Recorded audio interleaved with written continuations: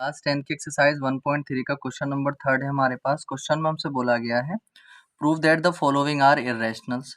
हमें यहाँ पर कुछ क्वेश्चंस गिवन हैं, हमें इन क्वेश्चंस को प्रूव करना है कि ये सारे के सारे जो हैं इर्रेशनल नंबर्स हैं। ठीक है, जैसे पहले क्वेश्चन दिया हुआ है 1/√2, दूसरा है 7/5 और तीसरा है 6+√2। ठीक है, तो इन सबको हमें इर्रेशनल प्रूव करना है, तो एक एक करके इनको प्रूव कर लेते हैं।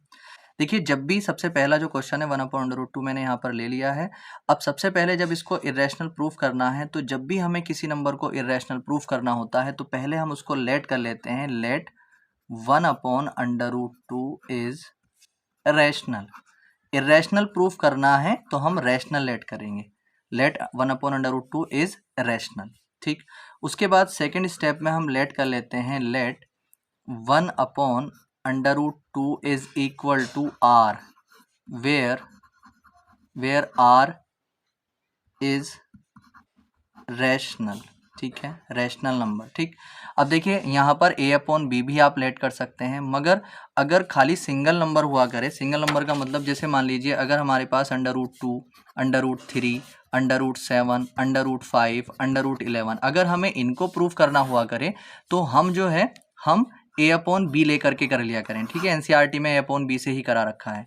बाकी अगर इनके साथ में प्लस में या माइनस में कोई नंबर लगा हुआ हो तो तब आप अगर r से करेंगे तो आपको आसान पड़ेगा। ठीक, जैसे मान लीजिए 5/√3 लगा हुआ है, इसको प्रूफ करना है। ठीक है, अगर इसको प्रूफ करना है तो इसको भी r लेकर के कर सकते हैं। और अगर किसी को जैसे मान लीजिए 6+2/√3 लिखा हुआ है, इसको प्रूफ करना है तो इसको भी हम r लेकर के कर सकते हैं, थोड़ा आसान पड़ जाता है। मगर अगर सिंगल नंबर तो a/b के कॉन्सेप्ट से ही हम इसको क्वेश्चन को करते हैं, a/b या p/q के हिसाब से हम इसको करते हैं। ठीक है, देखिए अब अगर हम यहाँ पर बात करते हैं तो 1/√2 जो है इज इक्वल टू मैंने r ले लिया है।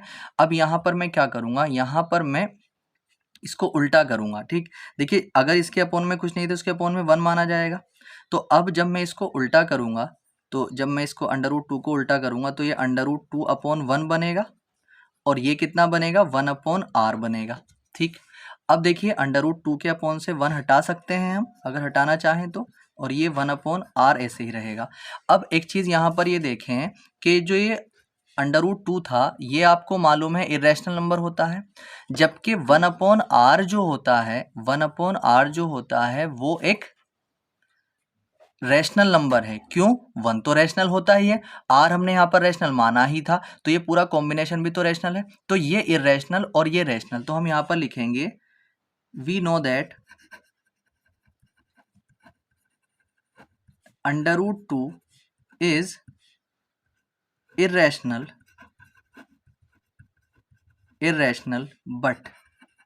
but 1/r is rational, but 1/r is rational। ठीक है, सो √2 नॉट इक्वल टू 1/r। इसका मतलब क्या हुआ कि जब ये इरेशनल है और ये रैशनल है तो कभी एक रैशनल नंबर और एक इरेशनल नंबर कभी आपस में इक्वल नहीं हो सकते हैं। तो √2 1/r के इक्वल नहीं होगा, और जब ये नहीं इक्वल होगा तो ये वाली बात हमारी गलत हो गई। ठीक है, और जब ये वाली बात हमारी गलत हो गई तो सारी गलत होते होते ऊपर भी सारा सब कुछ गलत हो जाएगा, और जब ये गलत हो जाएगा यानी 1/√2 रैशनल है तो ये रैशनल गलत होकर के क्या बन जाता है, इरेशनल। ठीक है, तो हम यहाँ पर लिखेंगे अवर अंजप्शन इज रॉन्ग। अंजप्शन का मतलब जो हमने माना था, अवर अंजप्शन इज रॉन्ग। हमारी जो अंजप्शन थी वो गलत थी, तो जब हमारी अंजप्शन गलत थी तो इसलिए हम लिख सकते हैं कि जो ये 1/√2 था 1/√2 इज इरेशनल। ठीक है, ये इसका आंसर हो जाएगा। ये चीज़ हमें प्रूव करनी थी, ये प्रूव हो चुका है। ठीक, अब देखिए सेकंड क्वेश्चन पे चलते हैं। अब देखिए जो सेकंड क्वेश्चन था इसका वो था 7/5। इसको हमें प्रूव करना था कि ये इरेशनल है, तो हम यहाँ पर सबसे पहले लेट करेंगे। Let 7/5 is rational.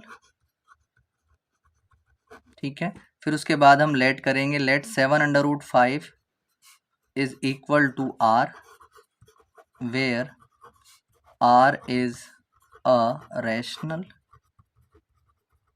ठीक है। उसके बाद अब हम यहाँ पर क्या करेंगे, बस √5 की वैल्यू निकालेंगे। यहाँ पर √5 की वैल्यू निकालेंगे। जब यहाँ पर √5 की हम वैल्यू निकालेंगे तो देखिए √5 इज इक्वल टू आ जाएगा r/7। ठीक। और अब यहाँ पर वही चीज़ देखेंगे कि r तो हमने रैशनल माना ही था, 7 रैशनल होता ही है, तो ये पूरा कॉम्बिनेशन भी रैशनल का है, और ये √5 हम जानते हैं कि ये इर्रेशनल नंबर होता है। तो we know that √5 is irrational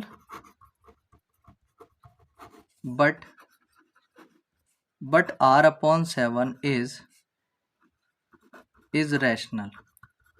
हमने देखा कि √5 तो इरेशनल है मगर r/7 तो रैशनल है, और जब ये इरेशनल है और ये रैशनल है तो कभी भी एक रैशनल और एक इरेशनल इक्वल नहीं हो सकते हैं। तो इसलिए हम यहाँ पर लिख सकते हैं, इसलिए √5 नॉट इक्वल टू होगा r/7 के, और जब ये इक्वल नहीं होगा तो ये हमारी जो अंजप्शन थी, ये जो हमने करा था, ये गलत था, और जब ये गलत था तो ये ऊपर तक गलत हो जाएगा, और जब ये गलत हो जाएगा तो ये वाली बात भी गलत हो जाएगी, और जब ये बात गलत हो जाएगी तो ये क्या बन जाएगा, रैशनल इरेशनल बन जाएगा। तो इसलिए हम यहाँ पर लिखेंगे अवर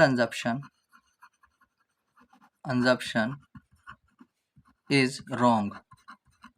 और जब हमारी अंजप्शन रॉन्ग है तो हम यहाँ पर लिख सकते हैं कि 7/5, इसलिए 7/5 इज इरेशनल। ये हमें क्या करना था, प्रूव्ड करना था। ठीक है, प्रूव्ड हो चुका है। अब देखिए जो क्वेश्चन नंबर 3 है इसका, उसमें हमने सबसे पहले 6 + √2 को ही रैशनल प्रूफ करना था। तो सबसे पहले लेट कर लेंगे, लेट 6 + √2 इज अ रैशनल, इसको भी रैशनल लेट कर लेंगे। उसके बाद इसको लेट कर लेंगे r के इक्वल, जहाँ पर r रैशनल है। अब हम यहाँ से √2 की वैल्यू निकालेंगे, तो √2 इज इक्वल टू कितना आ जाएगा, r, इधर प्लस में है, इसके साथ उधर जाकर के माइनस में हो जाएगा। ठीक है, तो हम यहाँ पर भी देखेंगे r तो रैशनल माना ही था, और ये 6 रैशनल होता ही है, तो ये इसके इन दोनों का कॉम्बिनेशन भी रैशनल हो जाएगा। तो हम यहाँ पर लिख सकते हैं, we know that √2 is irrational, जबकि r-7 इज रैशनल। तो जब ये दोनों के ये इरेशनल है और ये रैशनल है, तो ये आपस में इक्वल नहीं हो सकते, इसलिए √2 नॉट इक्वल टू कितना, r-6। और जब ये दोनों आपस में इक्वल नहीं है तो ये जो हमने माना था ये गलत हो गया, यानी कि हमारी जो अंजप्शन थी वो गलत हो गई, और जब गलत हो गई तो ये भी गलत हो जाएगा, और जब ये गलत हो जाएगा तो ये भी क्या बन जाएगा, इरेशनल। तो हम यहाँ पर लिखेंगे सो अवर अंजप्शन, सब में एक जैसा ही काम करना है, अंजप्शन इज रॉन्ग, हमारी अंजप्शन रॉन्ग है, और जब हमारी अंजप्शन रॉन्ग है तो इसलिए हम लिख सकते हैं 6 + √2 इज इरेशनल। यही चीज़ हमें क्या करनी थी, प्रूव्ड करनी।